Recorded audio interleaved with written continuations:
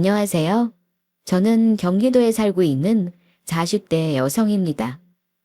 좋은 남편과 시부모님을 만나 현재 행복한 결혼 생활을 즐기고 있는데요. 남편의 하나뿐인 누나인 신우가 저를 왜 그렇게도 괴롭혔는지 시집살이가 아닌 신우살이를 했습니다. 어떤 일들이 있었는지 한번 들어봐 주시겠어요?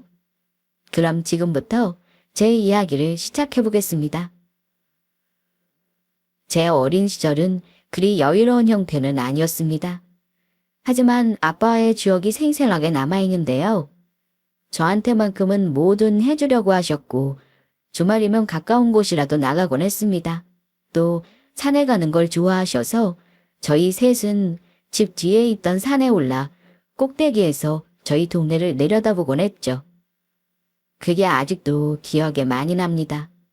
그러다 아빠가 일찍 돌아가셨고 이후 엄마는 식당에 나가 일을 하시면서 혼자 저를 키우셨습니다.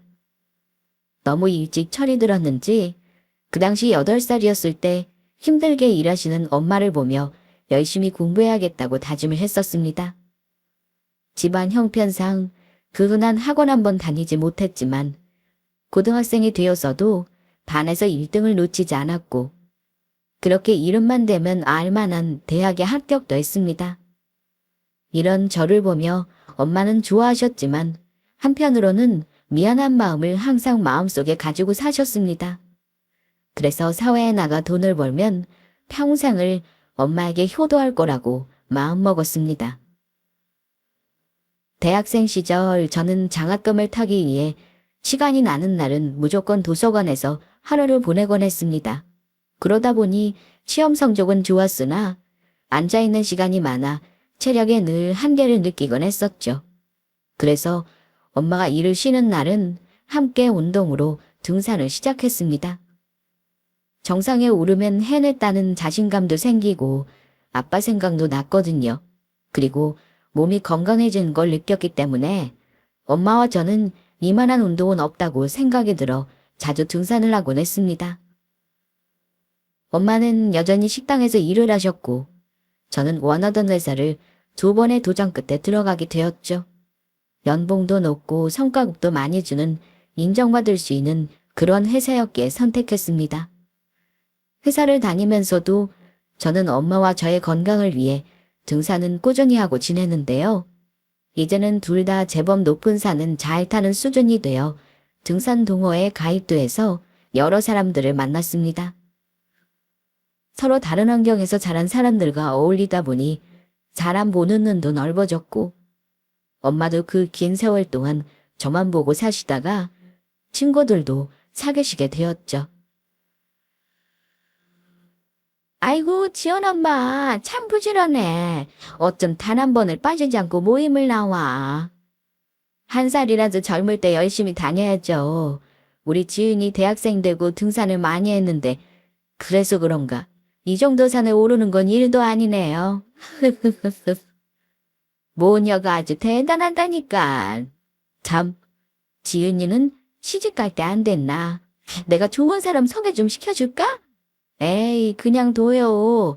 난 누구 소개보다 서로 좋아서 만나야 된다고 생각하거든요. 아니, 근데 저기 좀 봐요. 우리 지은이랑 얘기하는 저 남자 혹시 알아요? 어머, 내가 소개해주고 싶었던 아들내미인데 바쁜지 자주 못 나오더니 오늘은 왔네 그려. 현수라고 나랑 등산 처음 같이 시작한 집 부부 아들이야. 볼수록 괜찮아서 지은이 짝으로 좋겠다 싶었는데 둘이 친해졌나 보네. 아, 엄마 여기 물 좀 마셔요. 오늘은 저번보다 좀 빨리 정상에 올라왔는데 괜찮아요? 난 좀 숨찬데. 그럼 괜찮지. 내가 너보다 산은 더 잘 탄다. 근데 저 남자 누구야? 너랑 좀 친해 보이는데. 아, 그동안 산 타면서 몇 번 인사했는데 오늘은 물 있냐고 하면서 주더라고요. 너한테 관심 있는 건 아니고? 에이, 아니에요. 다른 사람들하고 똑같이 대하는데요, 뭘. 이제 슬슬 내려갈까요? 사실 저는 등산 동호회에서 몇 번 인사 나눈 그 현수라는 사람이 눈에 들어오고 있었습니다. 자꾸만 눈길이 갔지만 저는 할 일도 많고 아직은 결혼할 때가 아니라고 생각했죠. 이때가 제 나이 딱 31살이었는데 주변에서는 결혼 때가 지났다고 빨리 결혼을 해야 한다는 둥 어르신들 잔소리도 많이 듣곤 했습니다. 그런데 여느 때와 같이 등산 동호회 모임을 앞두고 있었는데 제가 몸살이 난 겁니다. 도저히 산에 가기 힘들었던 저는 엄마만 혼자 다녀오라고 했는데 아픈 딸을 두고 어디 가냐고 결국 저희는 산에 못 가게 되었습니다. 그리고 나서 몸이 좀 나아진 저는 엄마와 함께 가볍게 동네 한 바퀴 돌자며 집을 나섰는데 글쎄 이 길에서 우연히 그 현수라는 남자를 마주치게 되었습니다. 어머, 안녕하세요 어머님. 저 현수입니다. 그래요. 오랜만이에요. 이 동네 살아요? 아, 그건 아니고 친구 녀석이 이쪽 살아서요. 근데 지은 씨, 저번에 등산은 왜 못 오셨어요? 늦게라도 오시나 해서 한참 기다렸는데. 아, 저번에 몸살이 나가지고 쉬었어요. 기다릴 줄은 몰랐는데. 아유, 그러셨구나. 그것도 모르고 저희 등산하고 나면 가는 식당에서도 기다렸다고요. 이거 제 명함이도 받아요. 혹시 못 나오게 되면 문자라도 보내줘요. 사람 기다리니까. 어머님, 그럼 치우라 약속이 있어. 이만 가보겠습니다. 그래요. 잘 가요. 제가 알기로는 현수 씨 부모님 댁은 서울이었습니다. 그런데 친구가 경기도에 산다고 하니 좀 의아하긴 했죠. 물론 말이 안 되는 건 아니었지만 보통은 사는 지역에 친구들도 많으니까요. 대수롭지 않게 여겼는데 이후 등산 모임에 갔을 때 그 남자가 이번에는 제 연락처를 물어보더군요. 자기가 명함을 줬는데 문자 한 통 오지 않아 서운했다면서요. 그렇게 저희는 서로의 연락처를 알게 된 사이가 되었고 처음에는 안부 정도 주고받다가 전화통화도 하면서 사귀는 사이로 발전하게 되었습니다. 뒤늦게 한 사실인데 동호회에서 저를 처음 봤을 때 저와 같이 현수라는 그 남자도 저에게 호감을 느꼈고 제가 아파서 모임에 나가지 못한 날은 걱정이 되어 한숨도 잠을 못 잤다고 하더군요. 그래서 동호회 사람들에게 제가 사는 동네가 어딘지 아냐고 물어보다가 동네만 얼추 듣고는 배회하던 길에 마주쳤던 거였습니다. 사람 인연이라는 게 참 신기하죠? 어쩜 그 길에서 마주칠 수 있었는지 아직도 신기합니다. 그러던 어느 날 퇴근하고 집에 왔는데 그새 남자친구가 말도 없이 와 있더군요. 연락도 없이 집에 와 있는 남자친구를 보고 놀라서 물어보니 글쎄 지훈아 어서 와. 현수가 아까부터 와서 나 안마도 해주고 밥도 같이 했어. 너무 아들 같고 이뻐 죽겠다. 아니 언제 왔던 거야? 그리고 밥도 같이 했다고. 나 요리 잘해 지훈아. 그쵸 어머님? 응 잘하지 그럼. 솜씨 좋더라. 집에 온다고 말이라도 하지. 그럼 나도 퇴근 서둘렀을 텐데. 뭐하러 그래. 나 오늘은 너 말고 어머님 보러 온 건데. 이렇게 남자친구는 저한테도 잘했지만 저희 엄마에게도 살갑게 대하고 정말 친해지려고 노력을 많이 했습니다. 성격 자체가 저보다 마음도 넓고 친절하고 배울 점이 참 많은 사람이었죠. 그렇게 다 같이 저녁을 먹고 남자친구가 집으로 돌아간 뒤 자려고 일찍 엄마와 누웠습니다. 그런데 엄마가 갑자기 결혼 얘기를 꺼내시더라고요. 지은아, 너 이제 30살도 넘었고 결혼도 해야 하지 않아? 나 현수 참 마음에 드는데. 엄마, 나도 현수 좋아. 그런데 아직은 결혼 때가 아닌 것 같아. 일도 더 하고 싶고 현수 씨네 집안에서 나를 반길지도 잘 모르겠고. 왜? 우리 집에 아빠 안 계셔서? 꼭 그런 것은 아닌데 내가 현수 씨 만나보니까 집안이 좀 좋은 것 같더라고. 우리 집이랑 차이도 나고 이래저래 나도 고민이야. 남자친구 집안은 저희 집과는 달리 상당히 여유가 있었습니다. 위로 누나가 한 명 있는데 어렸을 때부터 남매가 이것저것 못 해본 게 없다고 하더군요. 그래서 지금 남자친구가 하고 있는 일도 여러 경험을 통해서 결정할 수 있었다고 들었습니다. 남자친구 부모님은 등산 동호회 때 처음 몇 번 뵙고 이후로 나오지 않으셔서 대화를 나눌 일이 없었는데 사람들 사이에서 인자하고 성품이 좋으신 분들로 소문이 나 있더라고요. 그래서 저희 집안 사정이야 신경 쓰지 않을 수도 있겠다 싶은 생각도 좀 들긴 했습니다. 그렇게 남자친구와 1년 넘게 만남을 더 갖게 되면서 평소와 같이 데이트를 하고 저희 집에 잠깐 들렀는데 글쎄 저희 엄마에게 결혼 허락을 구하는 게 아니겠어요.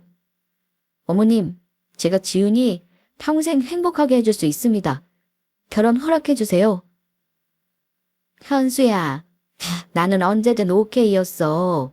우리 지은이 데려가. 감사합니다, 어머님. 저 지금처럼 앞으로도 아들처럼 대해주세요. 지훈이랑 결혼해도 시집살이 이런 거 걱정 안 하셔도 되고요. 엄마는 1초도 고민하지 않고 밝게 웃으시며 결혼을 허락하셨습니다. 마치 기다렸다는 듯이요. 결혼했으면 시부모님 말씀도 잘 따라야지. 어느 정도 시집살이는 해도 괜찮아. 우리 지은이가 알아서 잘할 거라 믿거든. 자네도 옆에서 잘해줄 거라 믿고. 엄마, 옷 좀 날 빨리 보내고 싶은 것 같네. 얘는 결혼해서도 자주 와. 그럼 되지. 그럼요, 어머님. 걱정 마세요. 저희 집은 그렇게 결혼 허락을 하셨고 일주일 뒤 저는 남친의 집으로 인사를 드리러 갔습니다. 너무 떨려서 집에서 나오기 전 청심환까지 먹고 나왔는데도 심장이 두근거려 혼났습니다. 안녕하세요. 이지은이라고 합니다. 대동생 눈 높은 것 봐. 들었던 것보다 훨씬 더 예쁘네. 안녕하세요. 나 현수 누나예요. 얘는 처음 보는데 말 좀 예쁘게 안 할래? 어서 와요. 우리 구면이죠? 어서 앉아요. 우리 아들 드디어 결혼하는구나. 하하하하. 현수 누나는 아직 결혼 생각 없다고 해서 저러고 있고 현수라도 먼저 보내자 싶었는데 잘 왔어요. 산에서 볼 때랑 느낌이 또 다르구만. 우리 어서 식사하러 갑시다. 남자친구 부모님은 예상했던 대로 성격이 너무 좋으셨고 제 집안 이야기를 다 전해 들으시고도 아무 신경 쓰지 않으셨습니다. 그렇게 저는 무사하게 인사를 잘 드렸고 이후 상견례 때 결혼 날짜를 잡게 되었습니다. 그런데 하나뿐인 남자친구의 누나가 사사건건 제 말에 토를 다는 게 내심 신경이 좀 쓰이더군요. 약간 무시하는 듯한 말투도 거슬렸습니다. 근데 이런 옷은 어디서 사? 한 번도 못 본 브랜드 같은데 어디 거야? 아, 이거 보세요. 인터넷으로 산 건데 사이트 알려드려요? 아, 그래서 색이 좀 후졌구나. 난 또 어느 브랜드에서 이렇게 만드나 했지. 됐어. 난 자주 가는 샵이 있어서 거기서만 사거든.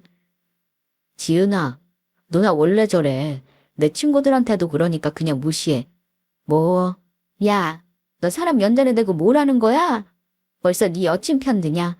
참나. 그러는 누나는 지훈이 얼마나 봤다고 말을 그런 식으로 해? 얘 공부도 잘하고 지금 대기업 다녀. 명품에 관심 없어서 브랜드도 잘 모른다고. 말 좀 조심해줘. 남편이 제 편을 들어주는 건 좋았지만 내심 좀 꾸며야 하는 게 맞나 싶은 생각도 들더군요. 그렇게 집에 와서 남친과 통화를 하는데 근데 나 정말 옷이 좀 형편없나? 나름 신경 쓴 건데 정말 나도 이제 브랜드에서 옷 사 입어야 하나 싶네. 난 네가 뭘 입어도 예뻐. 나도 보세 많이 입는데 뭘. 오히려 브랜드보다 더 예쁜 디자인이 보세에 많기도 하더라. 그리고 겉모습에 치장하는 것보다 난 내면 가꾸는 게 더 중요하다고 봐. 지은이 너는 책도 많이 보고 내가 배울 점도 많고 진짜 존경스러워. 누나 말이 신경 쓰지 말라는 얘기야. 이런 식으로 남자친구의 누나가 저에게 핀간을 내 이런 식으로 남자친구의 누나가 저에게 핀잔을 줄 때면 남친이 꼭 제 마음을 다 아는 것처럼 기분 나쁘지 않게 말해주곤 했습니다. 마음씨가 참 예쁜 사람이죠? 그래서 저 이 사람 하나 보고 제 나이 33살에 드디어 시골 올리고 가정을 꾸리게 되었습니다. 하지만 결혼 후에도 신우이의 얄미운 행동은 계속되었죠. 신우집에 놀러 오겠다는 신우의 연락에 남편과 장을 보고 집 청소를 하던 중이었는데 마침 현관 초인종이 울리더군요. 빨리 왔네? 근처에 있다가 전화한 거였어? 친구들하고 근처 커피숍에 있었거든. 근데 이게 무슨 냄새야? 잡채했어. 네, 형님, 잡채 좋아하신다고 이 사람이 그래서요. 나 진짜 좋아하지, 잡채. 어디 보자. 응, 간 잘했다. 맛있다. 근데, 왜 이렇게 이 앞치마는 또 뭐야? 너무 촌스럽다. 내가 세련된 걸로 하나 사줘? 전부터 옷 고르는 센스가 영. 공부만 했지 아무것도 모르네? 좀 누나. 밥이나 먹고 얼른 일어나. 우리 영화 보러 나갈 거란 말이야. 야, 이런 것도 원래 옆에서 말해줘야 알아. 말 안 해주면 평생 모른다, 너. 근데 무슨 영화 보게? 나도 같이 갈까? 그래요, 뭐래. 빨리 가. 영화 보고 청와댁도 갈 거야.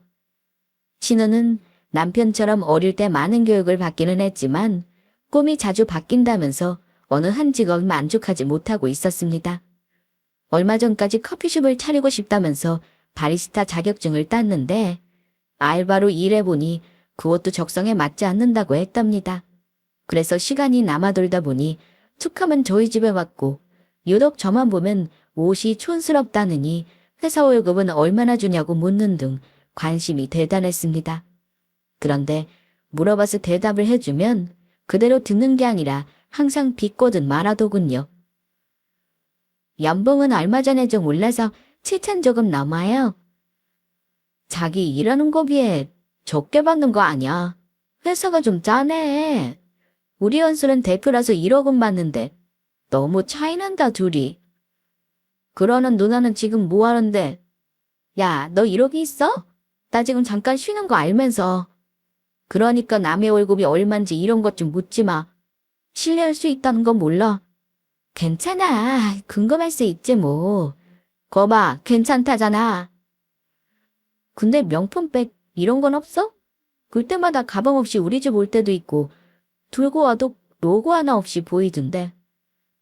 저 명품엔 크게 관심 없어요. 그냥 편한 게 최고라 물건 많이 들어가고 가벼운 가방이 좋더라고요. 돈 벌어 뭐해? 가방이나 좋은 거 사지. 진짜 볼수록 볼품없단 말이야. 공부한 사람은 뭐해? 여자는 꾸며야 돼. 나처럼. 다음에 내 친구들 만날 때 나와서 밥이나 좀 살래? 돈 벌어서 옷이나 가방도 안 사는데 하나뿐인 신우 밥이나 좀 사. 알았지? 이런 식으로 은근 저를 깎아내리려는 말을 자주 하곤 했습니다. 그리고 자기 친구들 만나는데 나와서 밥을 사라고 하더군요.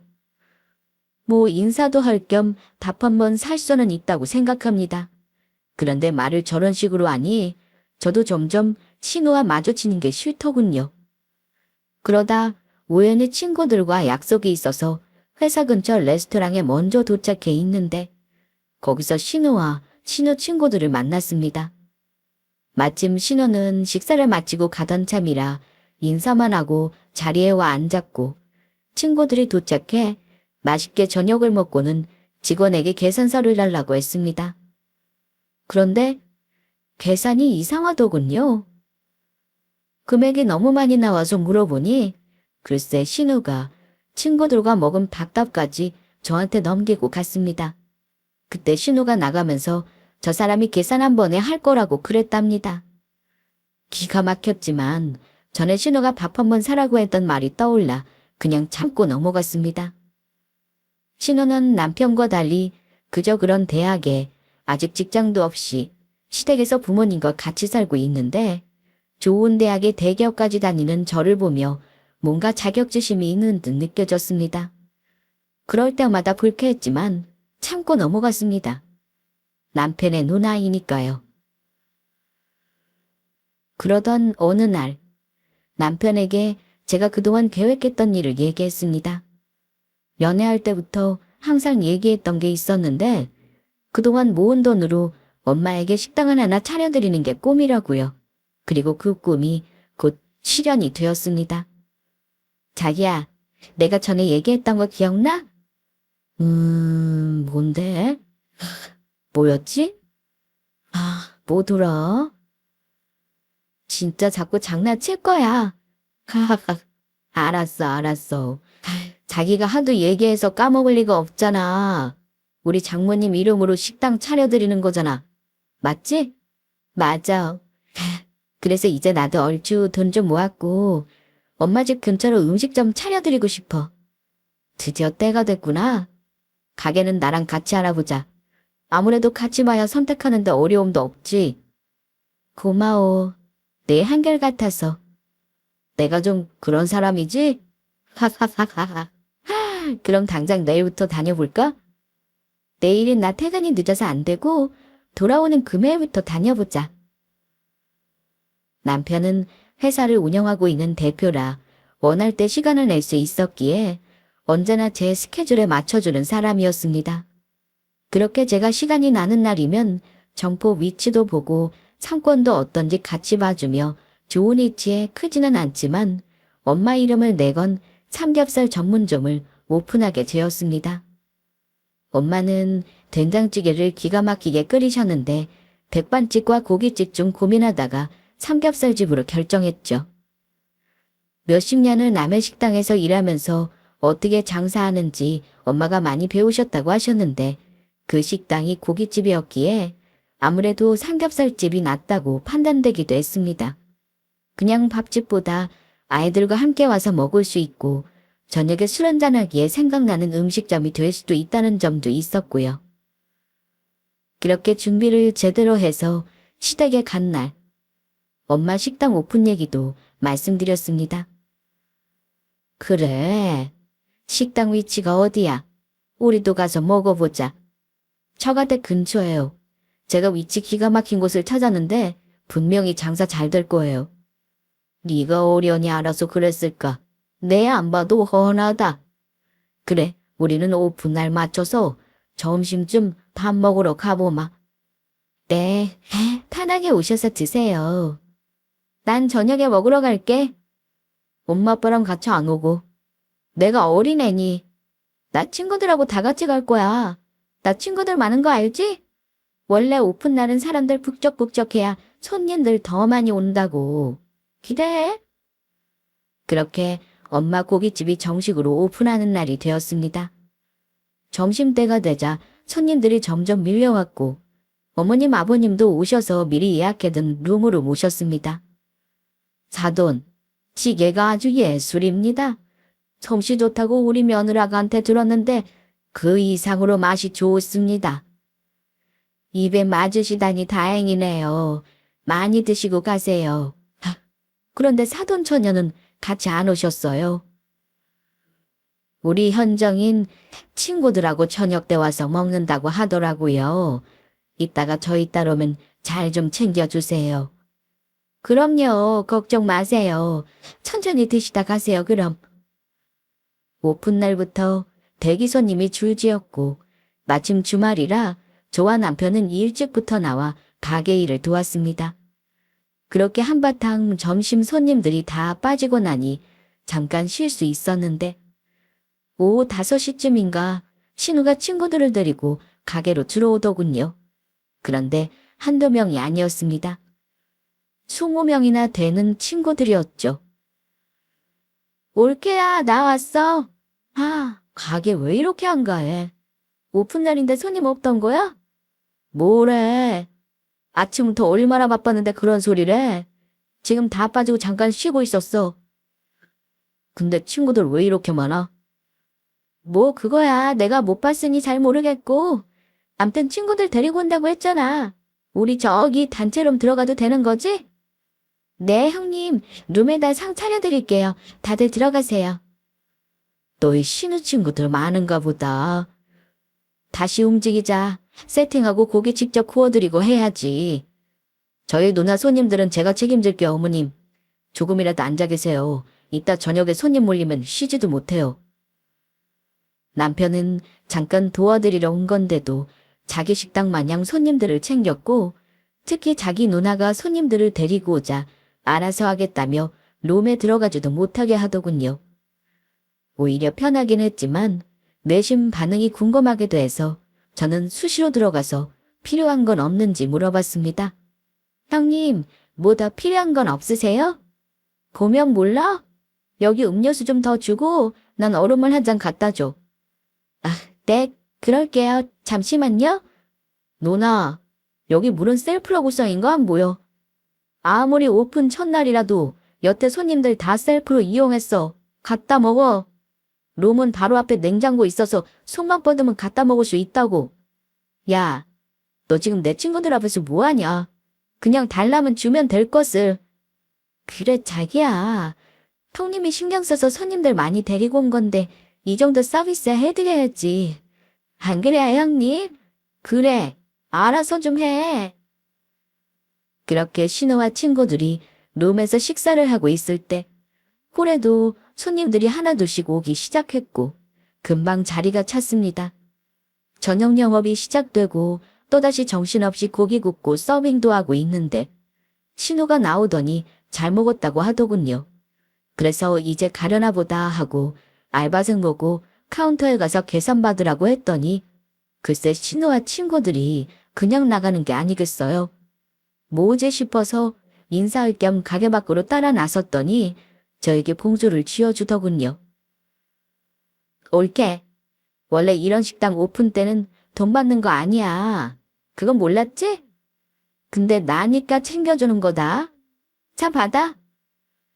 저는 봉투 안에 밥값이 들어있나 보다 싶어서 받고 감사하다는 인사까지 했습니다. 그리고는 가게로 돌아와 너무 바빠서 앞치마 주머니에 봉투를 넣어두고는 가게 마감까지 잊고 있었죠. 저녁 손님까지 다 나가고 청소를 끝마치고 나서도 봉투의 존재는 까맣게 잊었는데 집에 가려고 벗어둔 앞치마를 엄마가 살펴보고 봉투 얘기를 하시더라고요. 아, 맞다.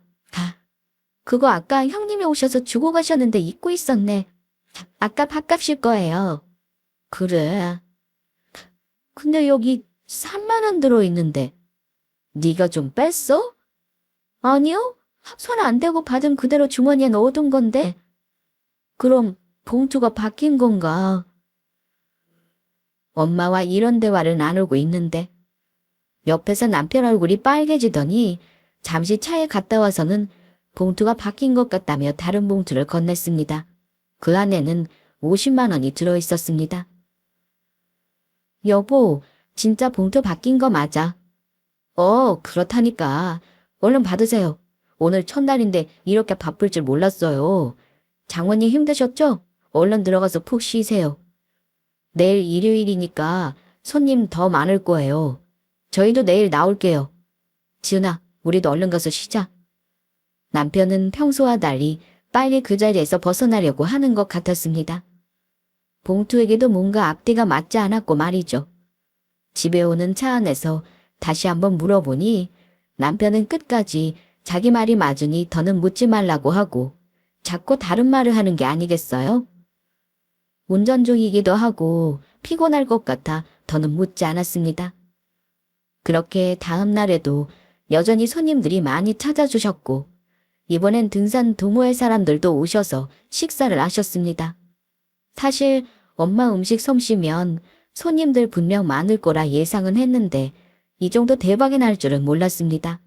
저희 엄마는 너무 좋으셔서 눈물까지 흘리며 그동안의 고생을 보상받은 기분이라고 하실 정도였죠. 지은아, 현수야, 너무 고마워. 지은이는 여태까지 엄마만 챙기느라 자기 인생 못 살았는데 이렇게 엄마 식당도 차려주고. 무슨 그런 말을 해, 엄마. 나 여태 키워준 거 갚으려면 아직 멀었어요. 식당에 엄마가 음식 솜씨가 좋으니까 그렇지. 고기도 좋은 걸로만 받으니까 손님들도 다 아는 거지. 그래요, 장모님. 다 장모님 덕이에요. 그런 말이 어딨어.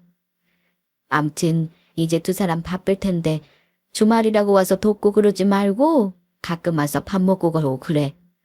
알바생도 더 뽑을 거니까 홀서빙이나 마감 청소도 이제 신경 안 써도 돼.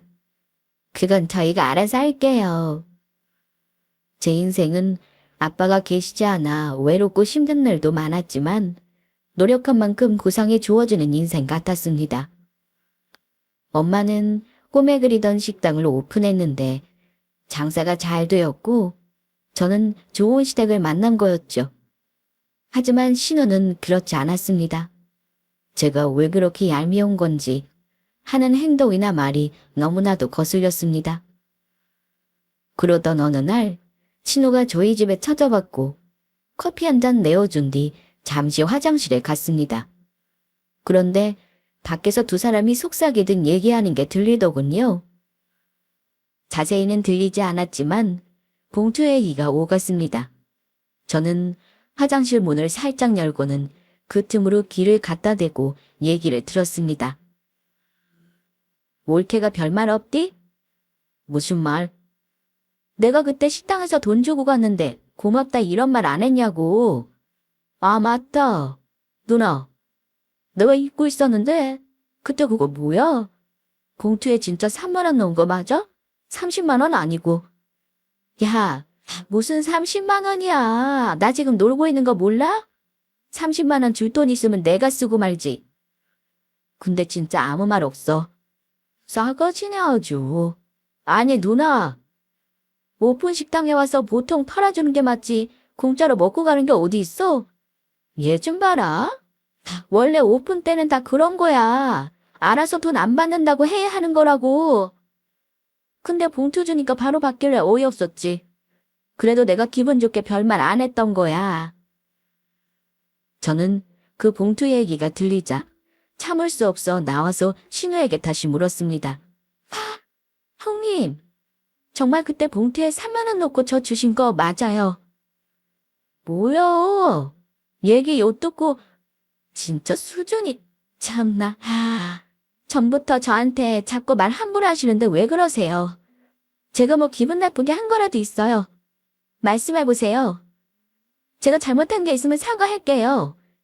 얘 뭐라는 거야? 내가 자기한테 기분 나쁠 게 뭐 있어? 생각해서 돈도 주고 오픈날 손님도 데려가 어깨 세워줬더니 하는 말 좀 봐. 너 나보다 공부 좀 하고 좋은 회사 다닌다 이거야. 어디 손이 사람한테 막 대들어. 참나. 누나, 제발 말 좀 가려서 해. 내 와이프잖아. 그러니까 너는 내가 네 부인한테 존대하라고 하라는 거냐? 좀 배웠다고 아주 잘난 줄 아는데 너 그러는 거 아니야. 나 놀고 있다고 무시하냐. 남편은 이런 신우를 억지로 끌고는 밖으로 나갔습니다. 사실 저는 시댁에 가서 단 한 번도 잘난 척을 한 게 없습니다. 그래서 신우가 저런 말을 했을 때 전혀 이해하지 못했죠.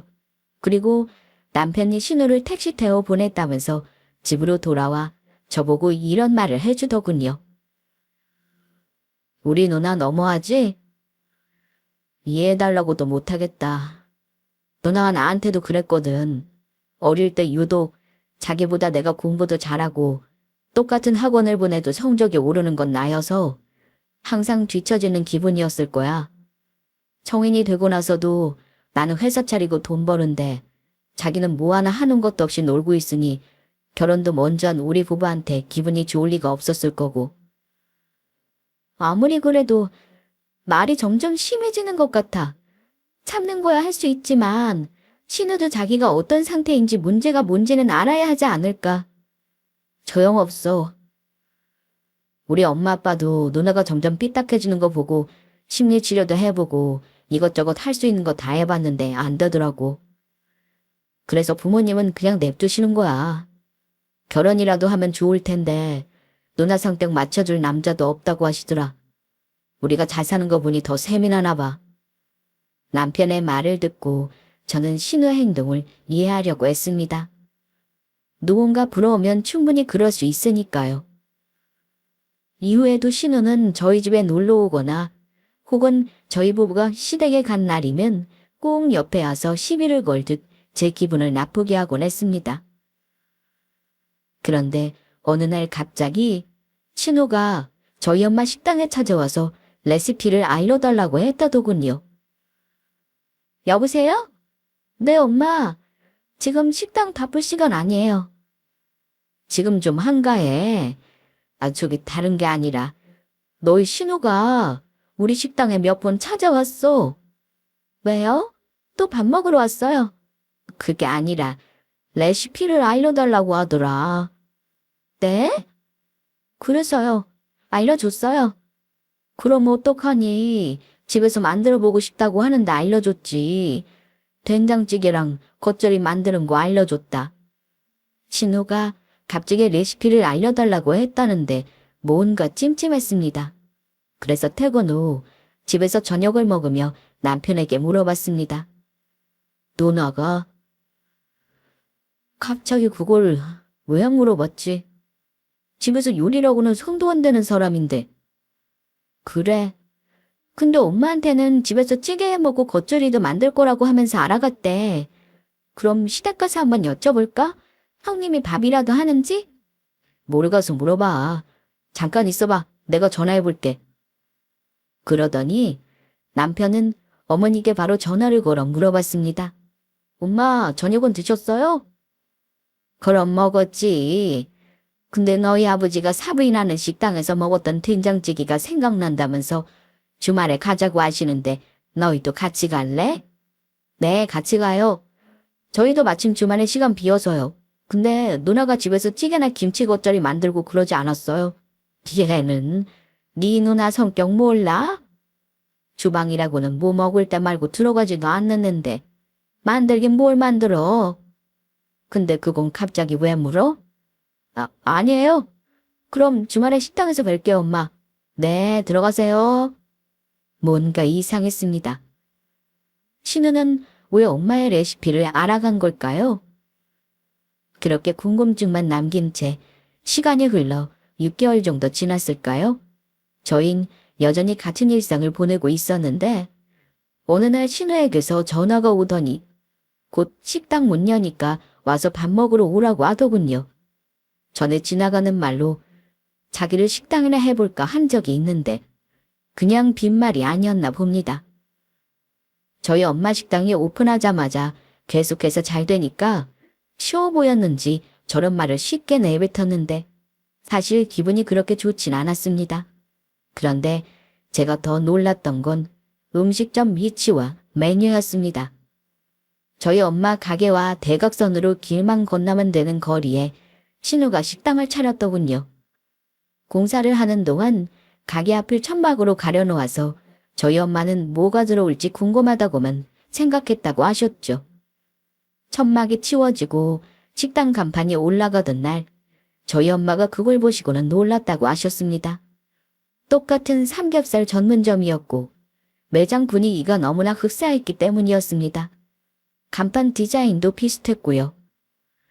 신우에게 연락을 받고는 엄마 가게로 당장 찾아갔는데 식당 문 앞에서 바로 보일 정도로 가까운 위치여서 이게 대체 무슨 일인가 싶었습니다. 남편도 보더니 이건 아니라고 하면서 누나 식당을 찾았고 한참 오픈 준비를 하던 신우는 뻔뻔하기 그지없었습니다. 빨리 왔네. 가게 어때? 신경 좀 썼는데. 괜찮아. 누나 여기 메뉴가 장모님네랑 너무 똑같은데 어떻게 된 거야? 야, 삼겹살집은 뭐 너희 장모만 하라는 법 있냐? 나 이제서야 적성에 맞는 일 찾은 것 같아. 장사 대박나게 좋은 말이나 해. 첫날부터 장사 초치게 하지 말고. 네, 형님, 혹시 저희 엄마한테 레시피 알려달라고 했던 이유가 식당 차리려고 한 거였어요? 맞아. 레시피를 알아야 찌개도 하고 반찬도 만들지. 내가 메모를 기가 막히게 했잖아. 그래서 우리 종업원한테 알려줘서 얼추 비슷하게만 내더라. 온 김에 밥 먹고 갈래? 아니요? 저 엄마 식당 일 좀 돕고 이따가 저녁 좀 엄마하고 다 같이 와서 먹을게요. 그래도 돼요? 당연하지. 근데 이따 저녁이면 손님들 가득해서 자리가 없을 수도 있으니까 대기 생각하고 와. 알겠지? 저는 대답도 하지 않고 나왔습니다. 기분이 너무 나쁘더군요. 같은 업종으로 식당을 차리는 것까지는 이해야 합니다. 그런데 레시피도 똑같이 하고 거기다 바로 길 건너 음식점을 차리다니요. 이건 남이 해도 욕먹을 일이 아닌가요? 남편은 미안해서 어쩔 줄 모르더니 자기가 어떻게 해서든 매장 위치를 옮기게 하거나 메뉴를 다르게 변경하게 하겠다고 했습니다. 하지만 이미 다 오픈했는데 그건 어려워 보였죠. 저는 고민 끝에 한 가지 생각이 떠올랐습니다. 그동안 저에게 무시하듯 했던 말과 행동, 그리고 이번에 저희 엄마에게 제대로 밝히지 않고 거짓말을 하면서 레시피를 알아갔던 일까지 하나도 빠짐없이 사과를 받고 싶었습니다. 그래서 신우의 식당으로 향했죠. 엄마는 식당을 직원들에게 맡기고 잠시 나오셨고 저는 그 전에 등산 동호회 사람들에게 연락해서 총 30명이 넘는 인원과 함께 신우의 식당으로 향했습니다. 어머, 이게 다 몇 명이래? 다 누구야? 저희 등산 동호회 사람들이에요. 자리 있죠? 그럼 들어와. 손님 없었어요? 자리가 손님 다녀간 흔적이 전혀 없네요. 아니 무슨 소리야. 아까 몇 팀 다녀갔다고. 암튼 얼른 주문해. 삼겹살은 당연히 먹을 거고 밥도 시켜야지. 일단 삼겹살은 인원수대로 주시고 밥 드실 분 손 들어봐요. 하나, 둘, 공깃밥은 25개 주면 되겠네요.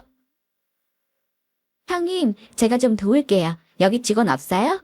곧 뽑을 거야. 주방장이 있다고. 그럼 올키드 서빙 좀 도울래. 누나, 우리 손님으로 왔어. 밥 먹으러 온 거라고. 누나가 다 해줘. 우리 편하게 밥 좀 먹자.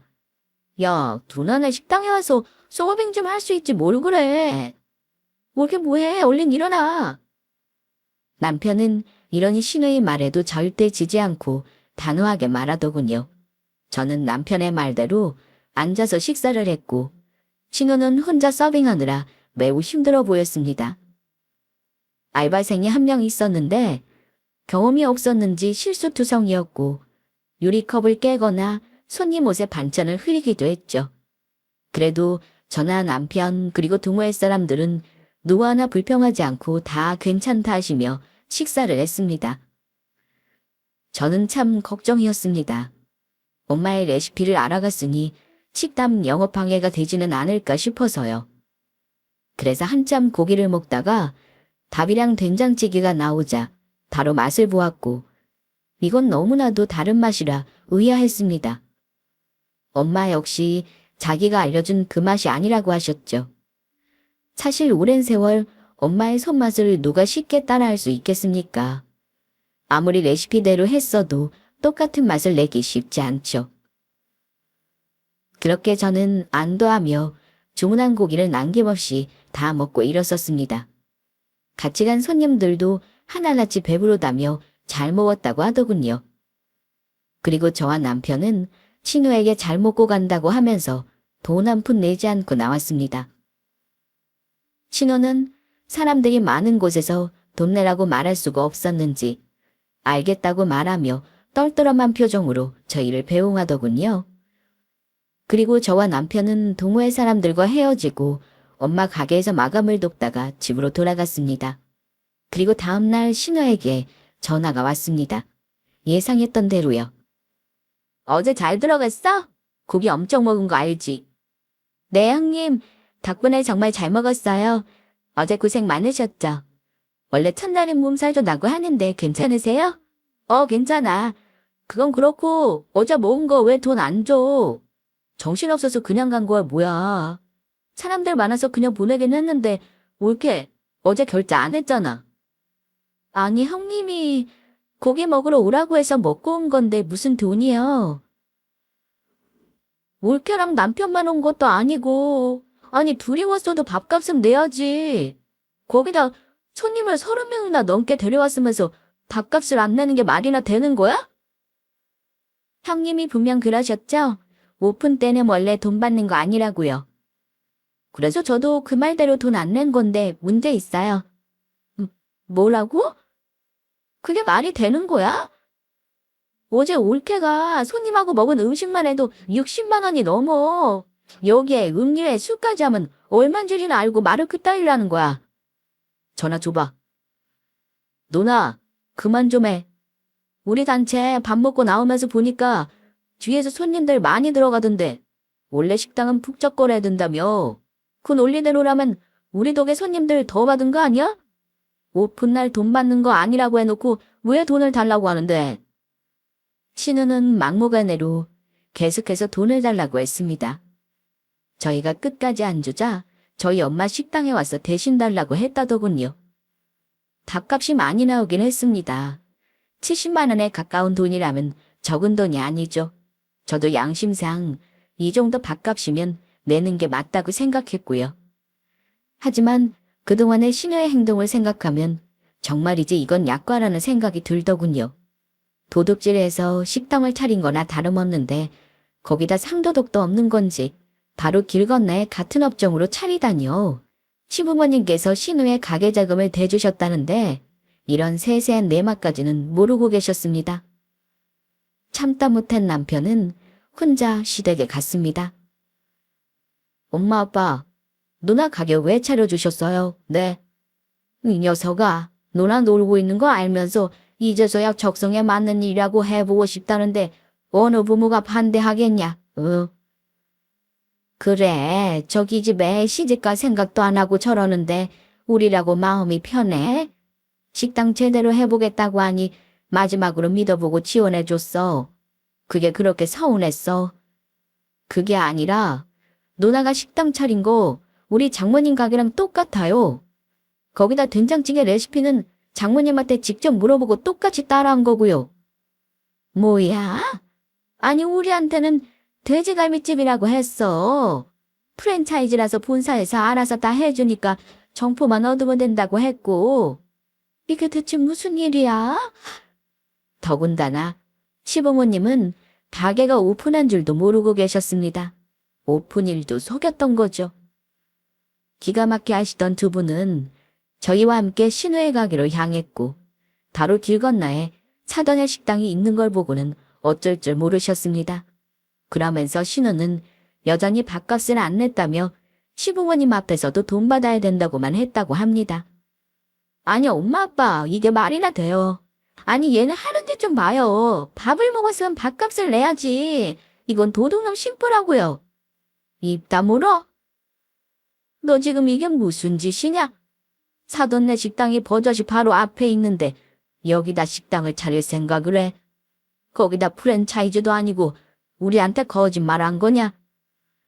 아니 그게 아니라 제가 처음에는 프랜차이즈 하려고 했는데 중간에 마음이 바뀐 거예요.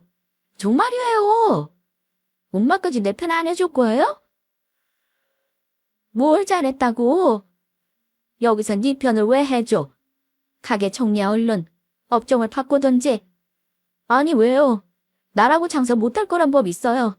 바로 앞이든 뭐든 손님이 맛있는 식당 선택하는 거죠. 난 가게 문 안 닫아요. 못해요. 절대. 너희 사돈네 레시피도 똑같이 했다면서? 너 내 딸 맞냐? 아유, 내가 딸 잘못 키웠다. 이제 사돈 얼굴 어떻게 보냐? 신호는 끝까지 고집을 피우고 절대로 가게를 못 접겠다고 했습니다. 시부모님께서는 앞으로 식당 정리 안 하면 집에도 오지 말라고 했다면서 연신 저희 엄마 식당에 오셔서 대신 사과를 하셨습니다. 그런데 저희 엄마는 오히려 괜찮다고 하시며 신경 쓰지 말라고 하시는 게 아니겠어요? 정말 괜찮습니다. 사돈 처녀가 하는 식당 말고도 주변에 둘러보면 고깃집이 안 널리고 널렸는걸요. 자영업이라는 게 결국 노력해야 하고 맛도 승부를 봐야 하니 지켜보죠. 너무 뭐라고 하지 마시고 일단 두고 보자고요. 장모님 죄송합니다. 저희 누나 식당 분명 오래 못 갈 거예요. 맛이 똑같더라도 저런 마음으로 장사 절대 오래 못 가요. 그러지 말어. 저 집 가서 된장찌개 먹어는 봤어?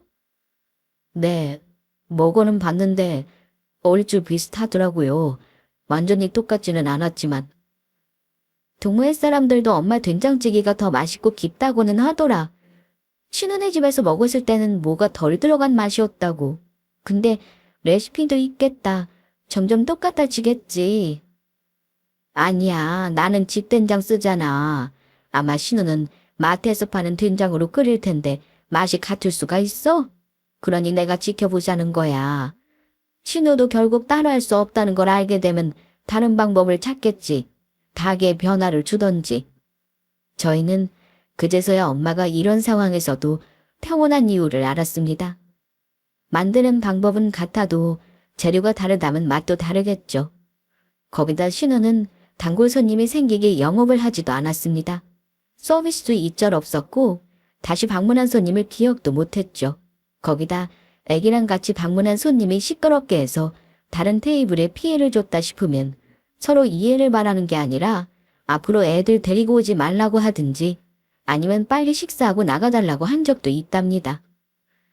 그 손님들이 저희 엄마 식당에 와서 얘기를 해주면서 알게 된 건데 서비스도 영 엉망이고 찌개 맛도 없었다면서요. 무엇보다 사장이라는 사람의 마인드가 불쾌했다고 하더랍니다. 저희 엄마는 다른 건 신경 쓰지 않고 오로지 식당 손님들이 어떻게 하면 편하게 식사하고 다시 방문할 수 있는지 그리고 밑반찬을 맛있게 만들어서 오실 때마다 새롭게 맛보실 수 있도록 끊임없이 노력하고 연구하셨습니다. 그러다 보니 자연스럽게 신은혜 가게는 손님이 점점 줄어 파리만 날리게 되었고 알아서 식당은 망하게 되었습니다. 그런 상황에서도 신우는 자존심도 없는지 저에게 전화를 걸어 그때 안 준 밥값을 달라고 하더군요. 올게. 나 요즘 가게가 잘 안 돼서 그러는데 밀린 월세도 내야 하고 저번에 안 준 밥값 좀 줄래? 이자까지 줘야 될 거야. 네. 아, 밥값은 뭐고 이자는 또 뭐예요? 배울 만큼 배운 사람이 왜 그래 대체. 밥 먹고 돈 안 내면 그거 범죄인 거 몰라서 그래. 저는 정말 기가 막혔습니다. 물론 돈이야 줄 수 있습니다. 하지만 신우의 행동을 보면 전혀 주고 싶지 않았고 신우 역시 먼저 밥 먹고 돈 한 푼 내지 않았으면서 이렇게 요구해도 되는 건가요? 이후 저는 신우의 연락을 받지 않았는데 결국 저희 엄마 식당에 가서 난리를 피웠습니다. 급하게 엄마 연락을 받고 가보니 식당 그릇이 바닥에 널브러져 있고 신우는 술에 취한 채 막말을 내뱉고 있었습니다. 여기 식당 저희 집 따라한 거예요. 여기 오지 마세요. 가짜요 가짜. 좀 좋지. 너희 신우 아까부터 저런다. 저녁 영업도 하지도 못했어. 누나, 이게 뭐 하는 거야? 창피하게. 빨리 안 일어나? 이 그릇 누나가 던진 거예요. 네, 맞아요. 오자마자 돈 내어놓으라고 큰소리치고 눈에 보이는 그릇이랑 수저 다 던지고 저희 사장님 그릇 치우다 손 베이셨어요. 피도 많이 났고요. 뭐라고요? 어디 좀 봐. 많이 찢어졌는데? 진짜? 자기야, 내가 엄마 모시고 병원 다녀올 테니까 장애는 형님 좀 봐줘. 알았어. 그렇게 저는 응급실로 가서 엄마의 찢어진 손을 꿰맸고 다시 식당으로 돌아오니 신우는 여전히 그 자리에 있더군요. 뒤늦게 시부모님이 오셔서 신우의 뺨을 때리더니 정신 차리라고 했는데도 유지부동이었습니다. 화가 나신 시아버님은 신우의 옷을 잡아 끌며 그렇게 나갔습니다. 이후 신우는 가게를 접고 또다시 백수 생활을 하고 지냈으며 뒤늦게 사과를 해왔으나 저는 받아주지 않았습니다. 사과 한마디로 끝날 일인가요? 저는 계속해서 반성하기를 바랬죠. 그 사이 저희 엄마는 식당이 잘 되어 규모를 넓혔습니다. 상가 2층까지 사들여 위층까지 식당으로 리모델링을 했고 엄마 옆에서 일도 도울 겸 그리고 가까운 곳에서 엄마랑 살고 싶은 마음에 남편과 상의 후 경기도로 이사를 했습니다. 저는 여전히 회사도 잘 다니고 있고 엄마 일도 돕고 있습니다. 친우와는 얼굴 보기 힘든 사이가 되었으나 시부모님은 저를 누구보다 예뻐해 주시고 계시답니다. 친우의 말도 안 되는 행동에 저희 엄마 가게에 타격이 생길까 싶었지만 오히려 더 잘 되었으니 친우는 얼마나 배가 아플까요? 듣기로는 집에서 잘 나오지도 않고 치모가 밥까지 차려서 문 앞에 두면 가지고 들어가 혼자 먹는다고 하더군요. 조만간 신이치료도 다시 시작할 거라고 하는데 제발 정신 좀 차렸으면 좋겠습니다. 자기가 한 행동이 그대로 돌아온다는 걸 꼭 느꼈으면 하면서 저희 긴 이야기를 이제 마칠게요. 들어주셔서 감사합니다.